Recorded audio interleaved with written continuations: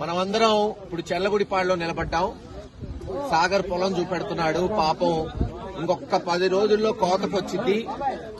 అమ్ముకొని హాయిగా లాభం చేకూర్చుకుందాం అనుకుంటే ఇప్పుడు పెట్టుబడిగా పెట్టిన 50, 60, 70 వేల రూపాయలే ఏమవుతుందని బాధలో ఉన్నాడు.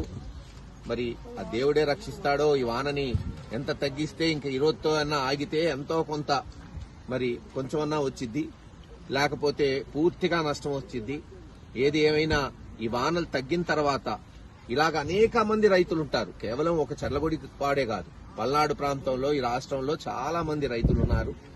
క్షేత్రస్థాయికి వచ్చి నాయకులు, అధికారులు నిజంగా ఆ పంట నష్టం చూసి వెంటనే వీళ్ళకు ఉపశమనం చేసేటట్టు చర్యలు చేపట్టాలి. త్వరలోనే ఇన్పుట్ సబ్సిడీ కావచ్చు, ఇన్సూరెన్స్ కావచ్చు, ఏదైనా సరే వాళ్ళకి తీసుకొచ్చి వాళ్ళకి మళ్లీ పాపం ఆ నష్టాన్ని భర్తీ చేస్తేనే వీళ్ళు తట్టుకోగలుగుతారు.